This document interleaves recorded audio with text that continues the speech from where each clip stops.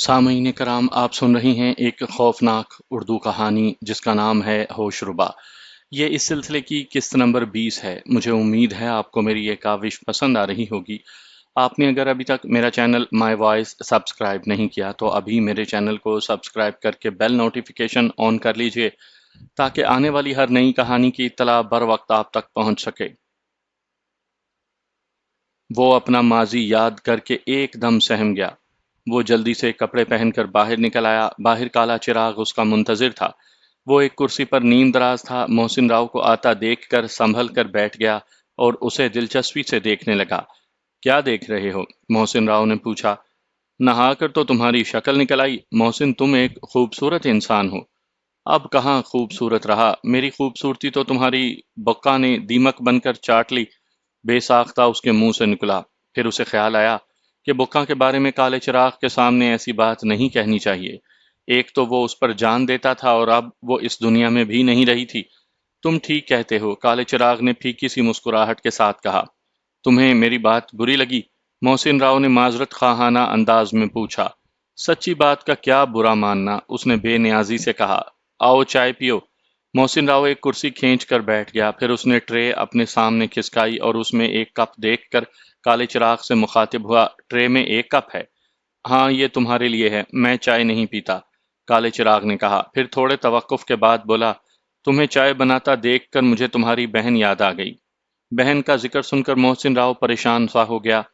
وہ چائے بناتے بناتے رک گیا اور کالے چراغ سے مخاطب ہوا۔ کیا تم میری بہن تانیہ کے بارے میں کچھ جانتے ہو کہ وہ اس وقت کہاں ہے؟ ہاں، جانتا ہوں۔ تمہاری بہن تانیہ کو بقا نے اپنے بھائی راکل کی خدمت میں پیش کر دیا تھا۔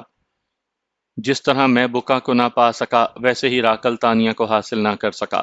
بالآخر اس نے غصے میں پاگل ہو کر اسے چاہے وفات میں ڈلوا دیا، کالے چراغ نے بتایا۔ یہ بات تمہیں کیسے معلوم ہوئی؟ محسن راؤ نے پوچھا۔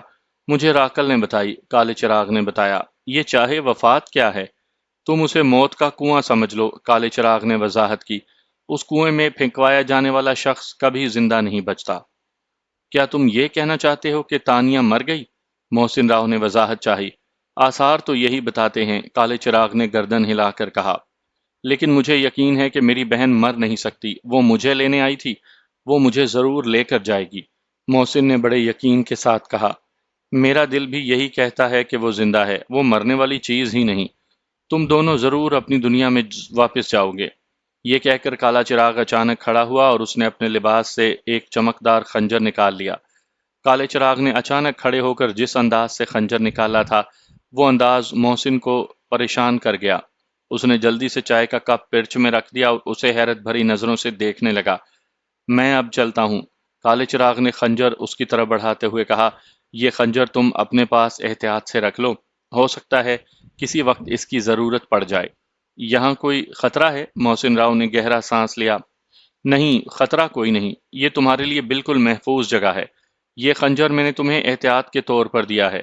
تم اس کمرے سے نکل کر اگر باغ میں جانا چاہو تو جا سکتے ہو، لیکن باغ کی چار دیواری کے باہر قدم مت رکھنا۔ دوسرا، اس کمرے کے علاوہ محل کے اندر جانے کی کوشش نہ کرنا۔ سوال نہ کرنے کی میں تم سے پہلے ہی درخواست کر چکا ہوں، لہٰذا سوال کوئی نہیں۔ اب تم آرام کرو، یہ کہہ کر وہ محل کے اندر جانے لگا۔ تانیہ کا کیا ہوگا؟ محسن راؤ نے پوچھا۔ کالا چراغ جاتے جاتے رک گیا۔ مجھے تانیہ کی خود بھی فکر ہے، میں اس کے بارے میں معلومات کرتا ہوں، تم بے فکر ہو کر سو جاؤ۔ اگر کوئی امید افزا خبر ہاتھ لگی تو ہم اکٹھے ہی چلیں گے، چاہے وفات پر، ٹھیک ہے؟ کالے چراغ نے تائید چاہی۔ ٹھیک ہے، محسن راؤ نے اس بات میں گردن ہلا دی۔ پھر کالا چراغ تیزی سے ڈگ بھرتا محل کے اندرونی دروازے سے اندر چلا گیا۔ دروازہ زوردار آواز سے بند کر دیا گیا۔ پھر دروازے کے پیچھے کچھ کھڑبڑ سی سنائی دی، جیسے دروازے کو تالا لگایا جا رہا ہو۔ کالے چراغ کے جانے کے بعد محسن راؤ کمرے میں تنہا رہ گیا۔ یہ تنہائی اس کے لیے نئی نہیں تھی، ایک عمر گزری تھی اس تنہائی میں۔ وہ اطمینان سے چائے پینے لگا۔ چائے بہت مزیدار تھی۔ ایک طویل عرصے کے بعد پر اہتمام غسل اور پھر ایسی زبردست چائے ملی تھی کہ اس کی روح تک مسرت سے بھر گئی تھی۔ چائے پی کر وہ بستر پر لیٹ گیا۔ نہایت آرام دہ بستر تھا۔ تھوڑی ہی دیر میں اس کی آنکھوں میں نیند اترنے لگی۔ اس وقت تانیہ اس کے تصور میں گھوم رہی تھی۔ وہ اس کے بارے میں بڑی فکر مندی سے سوچ رہا تھا۔ جانے وہ اس وقت کہاں ہوگی؟ وہ بیچاری مجھے مشکل سے نکالنے آئی تھی اور خود ہی مشکل کا شکار ہو گئی۔ جانے اب اس پر کیا بیت رہی ہوگی۔ چاہے وفات کے بارے میں کالے چراغ کا خیال ہے کہ اس میں دھکیلے جانے والا کبھی زندہ نہیں بچ پاتا، اس کا جانے کیا حشر ہوا ہو، اس کی زندگی کی امید رکھنا فضول ہی ہے۔ بہرحال چاہے وفات پر جا کر دیکھنا تو چاہیے، کالا چراغ واپس آئے تو اسے لے کر جاؤں گا، وہی مجھے چاہے وفات پر پہنچا سکتا ہے، ورنہ میں تو زندگی بھر چاہے وفات کی تلاش میں بھٹکتا رہوں گا۔ یہ چاہے وفات بھی خوب تھا، جو اس میں گرتا تھا وفات پا جاتا تھا۔ دراصل وہ موت کا کنواں تھا۔ اس روز راکل تانیہ کو فریب دے کر چاہے وفات تک لے آیا تھا۔ جب راکل کے ایک خاص اشارے پر دو مسلح سوار تانیہ کے ہاتھ پکڑ کر اسے کھینچنے لگے تو اسے صورتحال کی سنگینی کا احساس ہوا۔ اس کی چھٹی حس ایک دم بیدار ہو گئی۔ اسے احساس ہوا کہ اس کے ساتھ کچھ ہونے والا ہے۔ وہ ایک دم غصے میں آ گئی اور بپھر کر بولی، راکل، یہ کیا بدتمیزی ہے؟ راکل نے ایک فلک شگاف کہا لگایا، جو راکل کا کہا نہیں مانتا اسے ہر صورت میں سزا سے دوچار ہونا پڑتا ہے۔ لیکن تو مجھے کسی کو پیغام دینے کے لیے قید خانے سے نکال کر لایا تھا، تانیہ نے احتجاج کیا۔ پیغام تو میں تجھے دوں گا، موت کا پیغام۔ یہ کہہ کر وہ پھر دیوانہ وار ہنسنے لگا۔ کالے چراغ نے تیرے بارے میں ٹھیک کہا تھا کہ تو ایک خبیث مخلوق ہے۔ تانیہ کا غصہ انتہا پر تھا۔ اس نے ٹھیک کہا تھا، میں واقعی ایک خبیث مخلوق ہوں، اب تو میری خباثت دیکھ۔ یہ کہہ کر وہ اپنے سواروں سے مخاطب ہوا، اسے اٹھاؤ اور چاہے وفات میں ڈال دو۔ پھر جو کچھ ہوا چشم زدن میں ہوا۔ راکل کا حکم پا کر دونوں سوار اس کے دونوں ہاتھ کھینچتے ہوئے آگے بڑھے۔ پھر ایک جگہ رک کر انہوں نے تانیہ کے پیر پکڑ کر اسے اوپر اٹھایا، ڈنڈا ڈولی کے انداز میں اسے جھوٹے دیے اور پھر ایک عجیب سی آواز نکال کر اسے ہوا میں اچھال دیا۔ جب وہ نیچے گری تو تانیہ کو احساس ہوا کہ اسے کہاں پھینکا گیا ہے۔ وہ ایک بہت گہرا کنواں تھا اور وہ اس میں گرتی چلی جا رہی تھی۔ کنویں کے اندر گہرا اندھیرا تھا، اسے کچھ سجھائی نہیں دے رہا تھا۔ اس نے کوئی چیز پکڑنے کے لیے ہاتھ پاؤں مارے لیکن اس کے ہاتھ میں کوئی چیز نہیں آئی۔ وہ نیچے گرتی چلی جا رہی تھی۔ جانے یہ کنواں کتنا گہرا تھا؟ تانیہ نے گھبرا کر ایک مرتبہ پھر ہاتھ پاؤں مارے اور بے ساختہ چیخنے لگی، بچاؤ بچاؤ! تانیہ کی چیخ سن کر کنویں کی دیواروں میں کھلبلی مچ گئی۔ کنویں کی دیواروں میں جگہ جگہ چھوٹے چھوٹے غار تھے اور ان غاروں میں کنویں کی مخلوق آرام کر رہی تھی۔ تانیہ کی چیخیں سن کر یہ مخلوق بیدار ہونے لگی۔ ارے دیکھو، یہ تو کوئی انسان کی آواز ہے، کسی نے نیچے جھانک کر کہا۔ انسان کی بچی ہے، نیچے والے غار سے آواز آئی۔ ارے اسے پکڑو، اسے پانی میں گرنے سے بچاؤ۔ تانیہ کو کچھ معلوم نہیں تھا کنویں کی مخلوق اس کی زندگی بچانے کے لیے کوشاں ہے۔ وہ مسلسل چیختے چلاتے جا رہی تھی، بچاؤ بچاؤ، جبکہ وہ یہ بات اچھی طرح جانتی تھی کہ اس گھور اندھیرے میں کنویں کی تہہ میں گرتے ہوئے اسے بھلا اب کون بچا سکتا تھا؟ جانے وہ کس امید پر چیخ رہی تھی؟ شاید وہ چیخ کر اپنا خوف کم کر رہی تھی۔ کنویں کی مخلوق چشم زدن میں باعمل ہو گئی۔ نیچے گرتی ہوئی تانیہ کو اچانک یوں محسوس ہوا جیسے کسی نے اسے تھام لیا ہو، اور پھر یہ احساس اجاگر ہونے لگا کہ نیچے گرنے کے بجائے وہ اوپر کی طرف اٹھ رہی ہے۔ نظر اسے کچھ نہیں آ رہا تھا، اسے یوں محسوس ہو رہا تھا جیسے وہ کسی تختے پر بیٹھی ہو۔ اس نے سر اٹھا کر ایک دم اوپر دیکھا۔ کنویں کا منہ اسے کسی سوراخ کی طرح نظر آ رہا تھا۔ اس بات سے کنویں کی گہرائی کا اندازہ ہوتا تھا۔ تھوڑا سا اوپر جانے کے بعد اس نے محسوس کیا جیسے اسے کہیں بٹھا دیا گیا ہو۔ اس نے اندھیرے میں ہاتھوں سے ٹٹول کر دیکھا تو پتھریلی سی جگہ محسوس ہوئی۔ اب اس کے چاروں طرف اندھیرا تھا، اوپر کنویں کا سوراخ بھی نظر نہیں آ رہا تھا۔ کنویں کی دیوار میں بنے ہوئے اس چھوٹے سے غار میں جو غیر انسانی مخلوق آباد تھی، وہ دو مردوں اور ایک عورت پر مشتمل تھی۔ وہ تانیہ کو دیکھ کر بے پناہ خوش تھے۔ تانیہ غار کے پتھریلے فرش پر بیٹھی تھی اور وہ دونوں مرد دیوانہ وار اس کے گرد رقص کر رہے تھے، جبکہ عورت ایک طرف کھڑی اسے حیرت سے دیکھ رہی تھی۔ یہ خبر کہ ایک انسان کی بچی کنویں میں آ گئی، اوپر سے نیچے تک کنویں کے ہر غار میں پھیل گئی تھی۔ یہ غار کنویں کے درمیان میں تھا۔ کنویں کی مخلوق اوپر اور نیچے سے تانیہ کو دیکھنے آ رہی تھی۔ تانیہ کو کچھ پتا نہیں تھا کہ اس کے گرد کیا ہو رہا ہے۔ اسے یہ احساس تو تھا کہ اس کے آس پاس کوئی ہے، بولنے کی کچھ آوازیں بھی آ رہی تھیں، لیکن یہ لوگ کون سی زبان بول رہے تھے اور کیا کہہ رہے تھے، یہ اس کی سمجھ سے باہر تھا۔ بہرحال وہ اس بات پر خوش تھی کہ کنویں میں گرنے سے بچ گئی تھی۔ موت کسی گولی کی طرح اس کے کان کے پاس سے گزر گئی تھی۔ جب اسے کنویں میں پھینکا گیا تھا تو خوف اور دہشت سے اس کا دل کانپ رہا تھا۔ اس کے ہوش و حواس معطل ہوتے جا رہے تھے۔ اب وہ کیفیت تو نہیں تھی لیکن دل کسی طور ٹھکانے پر نہیں آ رہا تھا۔ اس پر بے پناہ گھبراہٹ طاری تھی اور جوں جوں وہ گہرے سانس لے رہی تھی اس کی گھبراہٹ بڑھتی جا رہی تھی۔ اسے یوں محسوس ہو رہا تھا جیسے اس کا دم گھٹ رہا ہو۔ اوئے، تم لوگ اسے اوپر کیوں اٹھا لائے ہو؟ اسے کنویں میں گرنے کیوں نہیں دیا؟ اس عورت نے جو غار کے ایک کونے میں خاموش کھڑی تھی رقص کرتے مردوں سے پوچھا۔ تو نہیں جانتی کہ یہ کون ہے؟ ان میں سے ایک مرد نے جواب دیا، جانتی ہوں، یہ انسان کی بچی ہے۔ عورت بولی، تو پھر ایسا الٹا سوال کیوں کیا؟ اس کا کیا کرو گے؟ عورت نے پوچھا۔ کیا ضروری ہے کہ تو جس بات کو نہیں جانتی اس بات کو جانے؟ بتانے میں کیا حرج ہے؟ عورت نے کہا۔ کیا تو نے کاشگن کا اعلان نہیں سنا؟ کیسا اعلان؟ مجھے تو نہیں معلوم۔ ہاں، تجھے کہاں پتا ہوگا، تو کون سا کنویں سے نکلتی ہے؟ کچھ بتاؤ تو۔ پہاڑوں کے اس پار کاشگن کی بستی میں یہ اعلان ہوتا رہتا ہے کہ اگر کہیں کوئی انسان نظر آ جائے تو اسے فوراً اس کے سامنے پیش کیا جائے، وہ انسان کو پکڑ کر لانے والے کو منہ مانگا انعام دے گا۔ تو کیا تو اسے کاشگن کے سامنے پیش کرنے کا ارادہ رکھتا ہے؟ عورت نے پوچھا۔ تو اور کیا، لیکن انعام کا حقدار تو میں ہوں۔ نیچے والے غار کا رہائشی بولا، میں نے اسے پہچان کر بتایا تھا کہ یہ انسان کی بچی ہے۔ سب سے پہلے دیکھا تو میں نے تھا، اوپر والے نے کہا۔ تو نے کیسے دیکھا تھا؟ ہم سب تو سو رہے تھے۔ میں اس کی آواز کی چیخ پر بیدار ہوا تھا، میں نے فوراً ہی جھانک کر دیکھا۔ پھر ان دونوں میں جھگڑا ہونے لگا کہ اصل انعام کا حقدار کون ہے۔ تب سب سے نیچے والے غار سے ایک بزرگ کو بلایا گیا، ان کے سامنے یہ مسئلہ رکھا گیا۔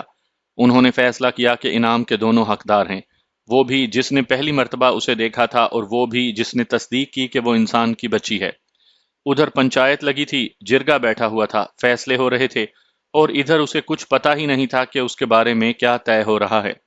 اس کے سر کی قیمت لگ چکی تھی اور اب وہ کاشگن کے حوالے کی جانے والی تھی۔ اس کی حالت خراب ہو رہی تھی، اس کا سانس کسی طور پر صحیح نہیں ہو رہا تھا، دم گھٹنے کی کیفیت بڑھتی جا رہی تھی۔ وہ اپنے دونوں ہاتھوں سے گلا پکڑ کر لمبے لمبے سانس لے رہی تھی۔ بزرگ کے فیصلے دیتے ہی تانیہ ایک طرف لڑک گئی، وہ بے ہوش ہو چکی تھی۔ ارے، ارے اسے کیا ہوا؟ دیکھو، عورت نے سب کو تانیہ کی طرف متوجہ کیا۔ کیا ہوا؟ بیک وقت کئی آوازیں آئیں۔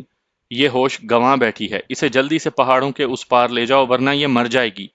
کنویں کی فضا شاید اس کو راس نہیں آئی، بزرگ نے بے ہوش تانیہ کو دیکھ کر کہا، اور ان دونوں مردوں جو کنویں کی مذکر مخلوق نے جنہیں انعام کا حقدار قرار دیا گیا تھا تانیہ کو اٹھایا اور سنبھالتے ہوئے کنویں کی تہہ میں لے جانے لگے۔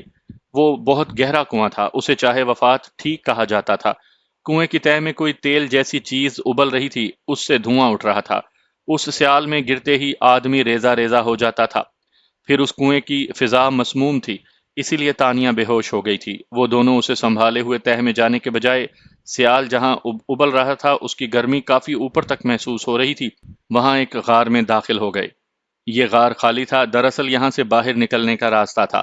وہ دونوں اسے اٹھائے ہوئے اڑتے ہوئے پہاڑوں کی طرف جا رہے تھے۔ پہاڑ پار کر کے وہ دونوں اسے سنبھالے دھیرے دھیرے نیچے آنے لگے۔ پھر انہوں نے ایک بہتے چشمے کے نزدیک ایک بڑے پتھر پر اسے لٹا دیا۔ یہ ایک پرفضا مقام تھا۔ کچھ ہی دیر میں تانیہ کے حواس بحال ہو گئے، پھیپھڑوں میں تازہ ہوا پہنچی تو اس نے فوراً آنکھ کھول دی۔ آنکھیں کھلنے کے بعد اسے جو کچھ نظر آیا وہ ناقابل یقین تھا۔ اسے تو کنویں میں پھینکا گیا تھا، پھر کسی نے نیچے گرنے سے روک کر اسے اوپر پہنچایا تھا۔ وہ گھپ اندھیرے میں پتھریلی زمین پر بیٹھی تھی اور اس کے ارد گرد کچھ غیر مانوس سی آوازیں آ رہی تھیں، اور پھر اس کا دم گھٹنے لگا تھا اور وہ بے ہوش ہو گئی تھی۔ آنکھ کھلی تو نہ وہ گھپ اندھیرا تھا نہ کنواں۔ یہ ایک خوبصورت پہاڑی علاقہ تھا۔ سامنے ایک چشمہ بہہ رہا تھا، اونچے اونچے درخت تھے، بالکل اپنی زمین کے پہاڑی علاقوں جیسا منظر تھا۔ جب وہ اٹھ کر بیٹھی تو اپنے سامنے ایک پتھر پر ایک عجیب و غریب مخلوق کو دیکھا۔ وہ دو تھے، قد مشکل سے ان کا 1.5 فٹ رہا ہوگا۔ ان کے سر کے بال زمین تک پہنچے ہوئے تھے، چھوٹے چھوٹے ہاتھ پاؤں، موٹے ہونٹ اور داہنے ابھرے ہوئے۔ منہ میں دانت کوئی نہیں تھا، آنکھیں گول اور سبز رنگ کی۔ تانیہ کو اٹھتا دیکھ کر وہ دونوں بھی پتھر پر کھڑے ہو گئے اور کھڑے کھڑے اڑتے ہوئے اس کے نزدیک آ کر رک گئے۔ تانیہ ان دونوں کو نزدیک دیکھ کر سہم گئی۔ کون ہو تم لوگ؟ ڈرو مت، ہم تمہیں نقصان نہیں پہنچائیں گے، ان میں سے ایک بولا۔ بڑی باریک سی آواز تھی۔ یہ کیا جگہ ہے؟ یہ کاشگن کی بستی ہے، ان میں سے ایک بولا۔ وہ تم اس پہاڑی پر ایک چمکتا ہوا محل دیکھ رہی ہو، وہاں رہتا ہے وہ، ہمیں وہاں جانا ہے، تم تیار ہو جاؤ۔ اور ابھی وہ کچھ سمجھ بھی نہ پائی تھی کہ کون کاشگن، کون سا چمکتا محل، اور وہاں کیوں جانا ہے کہ ان دونوں نے اس کے بازو پکڑ لیے۔ تانیہ کو ایک جھٹکا لگا اور وہ فضا میں جھولتی ہوئی اڑنے لگی۔ وہ دونوں اس کے بازو پکڑے بڑے آرام سے فضا میں اڑ رہے تھے۔ یوں محسوس ہو رہا تھا کہ جیسے تانیہ کوئی ہلکی پھلکی گڑیا ہو۔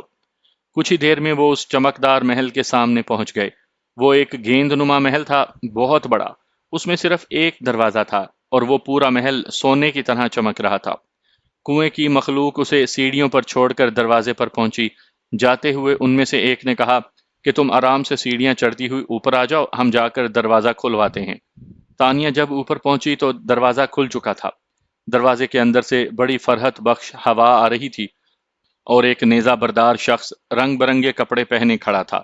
وہ ان دونوں سے سوال جواب کر رہا تھا۔ جب تانیہ اس کے نزدیک پہنچ گئی تو وہ نیزہ بردار شخص تانیہ کو بڑی محویت سے دیکھنے لگا اور پھر کنویں کی مخلوق سے مخاطب ہو کر بولا، یہ ہے وہ؟ ہاں، ان میں سے ایک نے جواب دیا۔ ٹھیک ہے، تم اسے لے کر اندر آؤ، میں کاشگن کو اطلاع کرواتا ہوں۔ یہ کہہ کر نیزہ بردار محل کے اندر کی طرف چل دیا۔ ان دونوں نے اس کے ہاتھ کی انگلی پکڑی اور پھر وہ چکنے فرش پر پھسلنے لگے۔ وہ بڑے آرام سے تانیہ کے ساتھ چل رہے تھے۔ باہر سے یہ گیند نما محل سونے کی طرح چمکتا ہوا تھا اور اندر سے اس کے در و دیوار چاندی کی طرح تھے۔ لگتا تھا کہ جیسے یہ محل سونے چاندی کا بنا ہوا ہو۔ تھوڑا آگے جانے کے بعد سیڑھیاں آ گئیں جو نیچے کی طرف جا رہی تھیں۔ اس نیزہ بردار شخص کو انہوں نے سیڑھیوں سے نیچے جاتے دیکھا تھا، لہٰذا وہ بھی سیڑھیاں اترنے لگے۔ یہ ایک گول زینہ تھا جو بہت گہرائی تک چلا گیا تھا۔ تانیہ سیڑھیاں اترتے اترتے تھکنے لگی تھی، جبکہ وہ دونوں اس کی انگلیاں پکڑے اسپرنگ کی طرح اچھلتے ہوئے مزے سے سیڑھیاں اترتے چلے جا رہے تھے۔ بالآخر سیڑھیوں کا اختتام ہوا۔ تانیہ نے اطمینان کا سانس لیا۔ سامنے ایک دروازہ تھا جس پر سرخ پردہ لہرا رہا تھا۔ وہاں وہ نیزہ بردار شخص موجود تھا۔ اس نے اشارے سے ان تینوں کو اندر جانے کو کہا۔ کنویں کی مخلوق نے تانیہ کی انگلیاں فوراً چھوڑ دیں اور وہ تیزی سے پردہ ہٹا کر اندر چلے گئے۔ ان کے اندر داخل ہوتے ہی تانیہ بھی اندر داخل ہوئی۔ سامنے ایک کرسی پر اس نے ایک معمر مگر پروقار شخص کو بیٹھے دیکھا۔ دو کنیزیں اس کے دائیں بائیں کھڑی مورچھل سے اسے ہوا دے رہی تھیں۔ کنویں کی مخلوق اس شخص کے قدموں سے لپٹ گئی۔ ان میں سے ایک بولا، کاشگن دیکھ، ہم تیرے لیے کیا لائے ہیں۔ ہاں، میں دیکھ رہا ہوں۔ کاشگن نے اپنی چمکتی آنکھوں سے تانیہ کی طرف دیکھا۔ یہ تمہیں کہاں سے ملی؟ ہمارے کنویں میں اسے پھینکا گیا تھا، انہوں نے بتایا۔ اچھا، کیا تم نے اسے کچھ بتایا ہے؟ کاشگن نے پوچھا۔ نہیں، ہم نے اسے کچھ نہیں بتایا۔ اچھا، پھر اس نے اپنے دائیں جانب کھڑی کنیز کو دیکھا اور بولا، اسے اندر لے جاؤ، ہم آتے ہیں۔ وہ کنیز تانیہ کو اپنے پیچھے آنے کا اشارہ کر کے سفید پردوں کے پیچھے غائب ہو گئی۔ تانیہ پردہ ہٹا کر کنیز کے پیچھے پیچھے چل دی۔ اندر ایک چھوٹا سا تالاب تھا اور وہ کنیز تالاب کے کنارے کنارے چل رہی تھی۔ اس تالاب میں کمل کھلے ہوئے تھے اور بطخیں تیر رہی تھیں۔ وہ کنیز تالاب گھوم کر ایک برآمدے میں داخل ہو گئی۔ سامنے ایک دروازہ تھا۔ کنیز اس دروازے پر رک گئی اور تانیہ کو اندر جانے کا اشارہ کیا۔ تانیہ نے ڈرتے ڈرتے اندر قدم رکھا۔ وہ ایک خوبصورت خوابگاہ تھی۔ آرام دہ بستر اس کی طرف بڑھی اور بڑے اطمینان سے اس پر لیٹ گئی۔ وہ بہت تھکی ہوئی تھی۔ لیٹتے ہی اسے نیند نے آ دبوچا۔ کچھ دیر میں وہ بے خبر سی ہو گئی۔ جانے وہ کب تک سوئی۔ آنکھ کھلی تو خوابگاہ میں فانوس جگمگا رہے تھے۔ وہ انگڑائی لے کر اٹھ بیٹھی اور سوچنے لگی کہ اب نہ جانے اس پر کیا مصیبت نازل ہونے والی ہے۔ دو بونے اسے یہاں کیوں اڑا لائے تھے؟ یہ کاشگن آخر کیا شے ہے؟ خیر، دیکھا جائے گا۔ وہ اس طرح کے تحیر خیز واقعات سے اتنی مرتبہ گزر چکی تھی کہ اب وہ ان چیزوں کی عادی ہو گئی تھی۔ ابھی وہ بستر پر بیٹھی سوچ ہی رہی تھی کہ کیا کرے، اتنے میں کئی کنیزیں کمرے میں داخل ہوئیں۔ وہ اپنے ہاتھوں میں کچھ سامان اٹھائے ہوئے تھیں۔ ان کنیزوں کے چہرے بڑے شاداب اور ہونٹوں پر دل نواز مسکراہٹ تھی۔ ان کنیزوں نے اپنے ہاتھ کا سامان رکھ کر باری باری تانیہ کو جھک کر سلام کیا۔ تانیہ کو یوں محسوس ہوا جیسے وہ کسی ملک کی شہزادی ہو۔ دو کنیزیں اس کے قدموں میں بیٹھ گئیں۔ ایک نے اس کے پاؤں اٹھا کر چاندی کے گہرے تسلے میں رکھے اور دوسری کنیز نے اس کے پیروں پر پانی ڈالنا شروع کیا۔ ایک کنیز جب اس کے پیر دھونے لگی تو تانیہ کو بڑا عجیب سا لگا۔ اس نے اپنے پیر سمیٹتے ہوئے کہا، ارے یہ کیا کرتی ہو؟ ہٹو، میں خود دھو لوں گی اپنے ہاتھ پاؤں۔ یہ کاشگن کا حکم ہے، اگر اس کے حکم کی تعمیل نہ ہوئی تو وہ ہماری گردن مار دے گا۔ تم ہماری زندگی کی دشمن نہ بنو، ایک کنیز نے بڑی شائستگی سے کہا۔ اس کے بعد کچھ کہنے سننے کی گنجائش نہ رہی۔ تانیہ دم سادے بیٹھ گئی اور کنیزوں نے جلدی جلدی اپنے اپنے کام نمٹانے شروع کر دیے۔ تانیہ کے ہاتھ پاؤں کے بعد بڑی نفاست سے منہ دھویا گیا، لباس تبدیل کیا گیا، اس کے بال بنائے گئے۔ جب وہ مکمل تیار ہو گئی تو اس کے سامنے ایک آئینہ لایا گیا۔ آئینے میں وہ اپنا عکس دیکھ کر حیران رہ گئی۔ اسے بڑی مشاقی سے تیار کیا گیا تھا، لباس اور بناؤ سنگھار نے اس کے حسن کو چار چاند لگا دیے تھے۔ یہ مجھے آخر کس لیے بنایا سنوارا جانے لگا ہے؟ تانیہ نے آئینے پر نظر ڈالتے ہوئے پوچھا۔ تب اس کے سامنے سے آئینہ ہٹا لیا گیا، کنیزیں ایک ایک کر کے کمرے سے نکلنے لگیں۔ تانیہ بڑی حیران ہوئی کہ ان میں سے کسی نے اس کے اس سوال کا جواب نہیں دیا۔ جب آخری کنیز بھی کمرے سے باہر جانے لگی تو تانیہ نے اسے روکا۔ ارے بات سنو۔ وہ کنیز کمرے سے نکلتے نکلتے رک گئی اور اسے اجنبی نگاہوں سے دیکھنے لگی، مگر بولی کچھ نہیں۔ تم نے بتایا نہیں یہ سب کیا ہے؟ ہم نہیں جانتے، کنیز نے بڑی شائستگی سے کہا اور فوراً ہی کمرے سے نکل گئی۔ کنیزوں کے جانے کے بعد وہ اٹھ کر کھڑی ہو گئی اور پھر اپنے لباس سنبھال کر کمرے میں ٹہلنے لگی۔ اس کا لباس اتنا بھاری اور نیچے تک لٹکا ہوا تھا کہ اس حالت میں چہل قدمی کرنا ممکن نہیں تھا۔ پھر وہ اس خواب گاہ پر رکھی اونچی سی کرسی پر اپنا لباس سمیٹ کر بیٹھ گئی۔ کچھ دیر کے بعد ایک کنیز آئی۔ اس نے کاشگن کے آنے کا اعلان کیا۔ جب وہ معمر اور پروقار شخص کمرے میں داخل ہوا تو تانیہ احتراماً اٹھ کھڑی ہوئی۔ کاشگن نے اسے اشارے سے بیٹھنے کا اشارہ کیا اور خود تانیہ کے ساتھ رکھی ایک اور کرسی پر جلوہ افروز ہو گیا۔ کاشگن اسے بغور دیکھنے لگا، جیسے کچھ سوچ رہا ہو کہ بات کہاں سے اور کیسے شروع کرے۔ تانیہ منتظر تھی کہ وہ گفتگو کا آغاز کرے۔ جب وہ محض خاموشی سے اسے گھورتا رہا تو تانیہ نے اپنی نظریں اٹھا کر اسے دیکھا۔ اس کی بڑی بڑی آنکھوں میں ایک عجیب سی چمک تھی۔ وہ اسے زیادہ دیر نہ دیکھ سکی، پھر اپنی نظریں جھکا لیں۔ پھر وہ بولا، کیا نام ہے تمہارا؟ میں تانیہ ہوں، تانیہ نے اپنا تعارف کروایا۔ تانیہ، ہم ایک مصیبت میں گرفتار ہیں، ہمیں تمہاری مدد کی سخت ضرورت ہے۔ میری مدد کی؟ تانیہ حیران ہو کر بولی، میں بھلا آپ کی کیا مدد کر سکتی ہوں؟ تم کسی کو زندگی دے سکتی ہو۔ اس معمر اور پروقار شخص نے عجیب بات کہی۔ زندگی؟ زندگی تو اوپر والے کے ہاتھ میں ہے، جانتا ہوں، پر تم ذریعہ بن سکتی ہو۔ آخر مسئلہ کیا ہے؟ کچھ پتہ تو چلے۔ آؤ میرے ساتھ، یہ کہہ کر کاشگن کھڑا ہو گیا۔ دو کنیزوں نے تانیہ کے پیچھے سے اس کا بھاری لباس اٹھایا۔ کاشگن چلا تو تانیہ اس کے پیچھے پیچھے ہو لی۔ کاشگن جس دروازے سے داخل ہوا تھا اسی دروازے سے واپس ہوا۔ یہ اس چمکتے محل کا اندرونی دروازہ تھا، کیونکہ تانیہ کو جس دروازے سے لایا گیا تھا اس کے سامنے ایک حسین تالاب تھا۔ ایک طویل راہداری سے گزرنے کے بعد وہ بائیں جانب مڑا تو سامنے ایک سنہرا دروازہ دکھائی دیا۔ یوں محسوس ہوتا تھا جیسے یہ دروازہ سونے کا بنا ہوا ہو۔ بہرحال اس دروازے پر نقش و نگار کے علاوہ خوبصورت پتھر جڑے ہوئے تھے۔ کنیزوں نے اس سنہرے دروازے کو وا کیا اور خود پیچھے ہٹ گئیں۔ کاشگن کمرے میں داخل ہو گیا۔ جب تانیہ کمرے میں داخل ہونے لگی تو کنیزوں نے اس کا لباس چھوڑ دیا اور خود دروازے پر ہی رک گئیں۔ تانیہ کے اندر جانے کے بعد انہوں نے دروازہ بھی بند کر دیا۔ تانیہ اپنا لباس گھسیٹتی ہوئی آگے بڑھی۔ یہ بڑا کمرہ تھا۔ اس کمرے کے درمیان میں ایک شیشے کا تابوت رکھا تھا۔ اس تابوت کے علاوہ کمرے میں اور کوئی چیز نہیں تھی۔ تابوت کے اوپر البتہ ایک فانوس لٹکا ہوا تھا جس کی روشنی تابوت پر پڑ رہی تھی۔ باقی کمرے میں مل گجا سا اندھیرا تھا۔ کاشگن اس تابوت کے پاس جا کر کھڑا ہوا اور تانیہ کو مڑ کر دیکھا۔ تانیہ بھی کاشگن کے برابر کھڑی ہو گئی۔ تانیہ نے تابوت کی طرف غور سے دیکھا تو اسے ایک جسم لیٹا ہوا دکھائی دیا۔ وہ جسم ایک سرخ ریشمی چادر سے ڈھکا ہوا تھا۔ وہ جو بھی تھا اچھے لمبے قد کا بندہ تھا۔ کاشگن نے تابوت کا ڈھکن کھول دیا اور تانیہ کو آگے آنے کا اشارہ کیا۔ تانیہ نزدیک آ گئی تو کاشگن نے اس کے چہرے سے چادر ہٹا دی۔ چادر ہٹتے ہی کمرے میں اجالا سا ہو گیا۔ وہ جو بھی تھا ایک بہت خوبصورت نوجوان تھا۔ یوں محسوس ہوتا تھا جیسے ابھی ابھی سویا ہو۔ اس کے ہونٹوں پر ایک دھیمی مسکان تھی۔ چمکیلے سرخی مائل بال، لامبی پلکیں، سفید رنگت۔ جانے اس نوجوان کے چہرے میں کیا بات تھی کہ بس جی چاہتا تھا کہ اسے دیکھتے ہی رہو۔ تانیہ اسے مبہوت ہو کر دیکھے جا رہی تھی۔ تانیہ، یہ میرا بیٹا ہے راشمون۔ کاشگن کی بھاری آواز گونجی تو تانیہ کی محویت ٹوٹ گئی۔ جی، وہ ایک دم گھبرا کر بولی، یہ زندہ ہے لیکن مردوں سے بدتر ہے۔ یہ کیا کہا آپ نے؟ تانیہ اس کی بات سمجھ نہ پائی۔ ہاں، مر گیا ہوتا تو صبر آ جاتا۔ یہ نہ مرتا ہے اور نہ جیتا ہے۔ اسے ہوا کیا ہے؟ یہ بے ہوش ہے، کاشگن بابا نے بتایا۔ اسے کوئی بیماری ہے؟ تانیہ نے پوچھا۔ نہیں، بیماری کوئی نہیں۔ یہ کب سے بے ہوش ہے؟ ایک لمبا عرصہ گزر گیا، اتنا لمبا کہ میرے صبر کا پیمانہ لبریز ہوا چاہتا ہے۔ آپ نے کہا تھا کہ میں آپ کی مدد کر سکتی ہوں۔ کیا آپ نے اس سلسلے میں مدد کی بات کی تھی؟ ہاں، تم میرے بیٹے راشمون کو زندگی بچا سکتی ہو، تم چاہو تو یہ ہوش میں آ سکتا ہے۔ آخر کیسے؟ وہ حیران ہو گئی۔ آؤ میرے ساتھ، میں تمہیں بتاتا ہوں۔ یہ کہہ کر کاشکن نے راشمون کا چہرہ ڈھکا، تابوت بند کیا اور پھر دروازے کی طرف چل دیا۔ تانیہ نے اس کی تقلید کی۔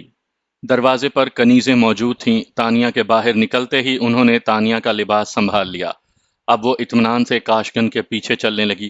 مختلف راستوں سے گزرنے کے بعد کاشگن ایک بڑے دروازے میں داخل ہو گیا۔ اس دروازے پر دونوں طرف نیزہ بردار محافظ کھڑے تھے۔ تانیہ نے اندر داخل ہو کر دیکھا، وہ ایک بڑا کمرہ تھا۔ اس کمرے میں ایک شاہی مسند موجود تھی۔ کاشگن اس مسند پر اطمینان سے بیٹھ گیا، پھر اس نے اپنے قریب ہی رکھی ایک منقش کرسی پر تانیہ کو بیٹھنے کا اشارہ کیا۔ تانیہ کے بیٹھنے کے بعد کاشگن نے تمام کنیزوں کو باہر نکل جانے کا اشارہ کیا۔ جب ساری کنیزیں باہر نکل گئیں اور دروازہ بند ہو گیا تو کاشگن نے تانیہ کی طرف دیکھا اور بولا، تانیہ، تم میری آخری امید ہو۔ اگر تم راشمون کو نہ بچا سکیں تو پھر کوئی اس کو نہیں بچا سکے گا، اور ساربری اپنے عزائم میں کامیاب ہو جائے گی۔ میرا بیٹا مجھ سے چھن جائے گا۔ یہ ساربری کون ہے؟ ساربری ایک ساحرہ کی بیٹی ہے۔ ساربری کا راشمون سے کیا تعلق ہے؟ ٹھہرو، میں تمہیں شروع سے سارا قصہ سناتا ہوں۔ کاشگن نے کہنا شروع کیا۔ میرے بیٹے راشمون کو شکار کا بہت شوق ہے۔ جب بھی شکار پر جاتا، میں ہمیشہ اسے تلقین کرتا کہ بیٹا، شکار کے لیے جدھر جی چاہے جانا، بس مغرب کی جانب نہ جانا۔ وہ میری بات مسکرا کر سنتا اور فرما برداری سے اپنا سر میرے آگے جھکا دیتا۔ ایک مرتبہ جانے اس کے جی میں کیا سمائی کہ وہ مغرب کی طرف شکار کھیلنے نکل گیا اور اس ساحرہ کے علاقے میں جا پہنچا۔ وہاں ساحرہ کاویری کی بیٹی ساربری نے راشمون کو دیکھا تو اپنا دل ہار بیٹھی۔ اس نے فوراً ایک خوبصورت ہرنی کی شکل اختیار کی اور اس کے سامنے آ گئی۔ ایسی خوبصورت ہرنی کو دیکھ کر راشمون دیوانہ ہو گیا۔ اس نے اپنا گھوڑا اس کے پیچھے لگا دیا۔ وہ اس پر تیر چلانا چاہتا تھا لیکن وہ چھلاوا تھی۔ تیر چلانا تو دور کی بات ہے، اس پر نظر رکھنا مشکل ہو رہا تھا۔ وہ ابھی یہاں ہوتی تو چشم زدن میں وہاں وہ اس کے تعاقب میں منتر استھان تک جا پہنچا۔ ساربری کی خواہش پر اس کی ماں کا کاویری نے اپنے جادو کا تیر میرے بیٹے پر چلا دیا۔ وہ ساحرہ کاویری کے علاقے سے کسی طرح نکل تو آیا، لیکن اپنے محل تک پہنچتے پہنچتے اس کی حالت خراب ہونے لگی۔ تمام وید حکیموں کو بلا کر دکھایا گیا لیکن اس کا کوئی بھی علاج نہ کر سکا۔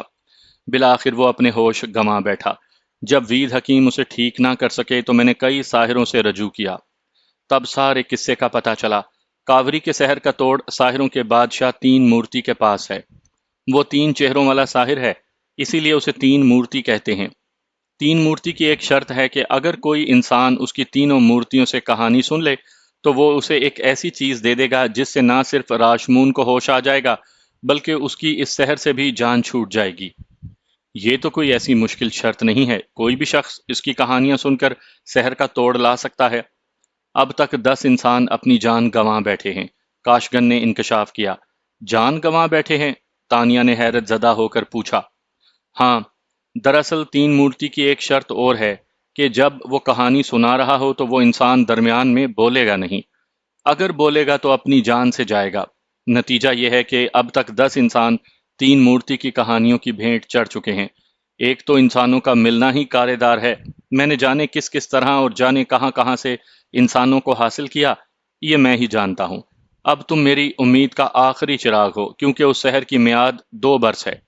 2 برس پورے ہونے میں محض 10 دن باقی ہیں، اور ان 10 دنوں میں اگر اس شہر کا توڑ نہ ہوا تو راشمون کی روح پر کاویری کا قبضہ ہو جائے گا، اور پھر میں زندگی بھر اپنے بیٹے کا منہ نہیں دیکھ سکوں گا۔ یہ کہتے کہتے کاشگن کی آنکھوں میں آنسو تیرنے لگے۔ اب تانیہ کو ساری صورتحال کا پتہ چلا۔ اب اسے اندازہ ہوا کہ کنویں کی مخلوق نے ایسے ہی اس کی جان نہیں بچائی، وہ اسے کاشگن کے حوالے کر کے منہ مانگا انعام لے گئے ہوں گے۔ اب کیا کرے؟ کیا وہ تین مورتی کے سامنے جانے سے انکار کر دے؟ ہاں، اسے ایسا ہی کرنا چاہیے۔ ساری صورتحال جان لینے کے بعد آپ کا کیا خیال ہے کہ میں خوشی سے تین مورتی کی بھیٹ چڑھ جاؤں گی؟ تانیہ نے پوچھا۔ ایسا نہ کہو، میں تمہیں سرخرو دیکھنا چاہتا ہوں۔ تم ذرا اپنے ہوش و حواس قائم رکھنا، پورے اطمینان سے اس کی کہانی سنتی رہنا، درمیان میں مت بولنا۔ جب 10 انسان خاموشی سے اس کی کہانی نہیں سن سکے اور موت کی گھاٹ اتر گئے تو اس کا مطلب ہے کہ اس کی کہانی میں ایسی کوئی بات ضرور ہے کہ آدمی بولے بغیر نہیں رہ سکتا۔ ہاں، شاید، کاشگن نے جواب دیا۔ پھر مجھے وہاں جانے کی کیا ضرورت ہے؟ میں کیوں اپنی جان گنواؤں؟ آپ نے مجھے بے وقوف سمجھا ہے؟ دیکھو، ایسی بات نہ کرو، مجھ بوڑھے کا کچھ خیال کرو، مجھے پوری امید ہے کہ تم تین مورتیوں کی کہانی سننے میں کامیاب ہو جاؤ گی۔ پھر دیکھو میں تمہارے لیے کیا کرتا ہوں، میں یہ سونے چاندی کا محل تمہارے حوالے کر دوں گا، تم ہمت تو کرو، ذرا جا کر تو دیکھو۔ کاشگن نے التجا آمیز لہجے میں کہا۔ میں نہیں جاؤں گی، تانیہ نے ایک ایک لفظ پر زور دے کر دو ٹوک لہجے میں کہا۔ نہیں جاؤں گی تو زندہ پھر بھی نہیں رہو گی۔ کاشگن نے بھی فیصلہ کن لہجہ اختیار کیا۔ پھر اس نے دو مرتبہ تالی بجائی، فوراً ہی دو کنیزیں دروازہ کھول کر اندر داخل ہوئیں۔ تب کاشگن نے انہیں دیکھ کر حکم دیا، لاموس کو لاؤ۔ یہ حکم سن کر دونوں قمیضیں کانپ گئیں۔ پھر وہ دونوں کنیزیں لرزتی ہوئی الٹے قدموں واپس ہو گئیں۔ دروازہ دوبارہ بند ہو گیا۔ تانیہ نے کاشگن کے حکم کا رد عمل ان کنیزوں کے چہروں پر پڑھ لیا تھا۔ اسے اندازہ ہو گیا تھا کہ اس نے کوئی بہت بھیانک حکم دیا ہے، ایسا حکم جس کی ان کنیزوں کو توقع نہیں تھی۔ تانیہ نے کاشگن کے چہرے پر نظر ڈالی، اس کی پیشانی پر ابھی تک بل پڑے ہوئے تھے، آنکھوں پہ غصہ بھرا ہوا تھا اور وہ چھت کی طرف ایک ٹک دیکھے جا رہا تھا۔ تانیہ نے پہلے سوچا کہ کاشگن سے بات کرے، اس سے پوچھے کہ وہ کیا کرنے جا رہا ہے، یہ لاموس کون ہے، پھر سوچا چھوڑو، لاموس کو آنے دو، جو ہوگا دیکھا جائے گا۔ کچھ دیر کے بعد کمرے کا بڑا دروازہ کھلا اور ایک قد آور حبشی کمرے میں داخل ہوا۔ اس کا کثرتی جسم چمک رہا تھا، وہ صرف ایک ریشمی تلوار پہنے تھا، سر پر سرخ رومال بندھا ہوا تھا اور ہاتھ میں ایک لمبا سا کوڑا تھا۔ اس حبشی کے بعد ایک کٹہرا اندر داخل ہوا، اس کٹہرے میں پہیے لگے ہوئے تھے اور اسے 6 غلام دھکا دے کر لا رہے تھے۔ کٹہرے کو کمرے کے وسط میں لا کر روک دیا گیا۔ یہ اونچا لمبا کٹہرا تھا جو تینوں طرف سے بند تھا۔ تانیہ اندازہ نہ کر سکی کہ اس کٹہرے میں کیا ہے۔ اس نے سوچا کہ یہ ایک چلتی پھرتی کال کوٹری ہے، اسے اس میں قید کر کے یہاں سے لے جایا جائے گا۔ لاموس یہ کتنے دن سے بھوکا ہے؟ کاشگن بابا نے پوچھا۔ 3 دن سے میرے آقا، اس کوڑے بردار شخص نے بڑے مؤدبانہ انداز میں کہا۔ ہمیں اس کی شکل دکھاؤ۔ تب اس حبشی نے کوڑا لہرا کر کٹہرے کا رخ تبدیل کرنے کا اشارہ کیا۔ 6 غلاموں نے فوراً اس کا رخ گھما کر کاشگن کے سامنے کر دیا۔ اسے دیکھ کر تانیہ کے ہوش اڑ گئے۔ سلاخوں کے پیچھے ایک بھوکا شیر کٹہرے میں بے چینی سے چکر کاٹ رہا تھا۔ اس حبشی نے اپنا کوڑا لہرایا تو وہ شیر بے اختیار دھاڑا۔ شیر کی دھاڑ نے تانیہ کے رہے سہے حواس گم کر دیے۔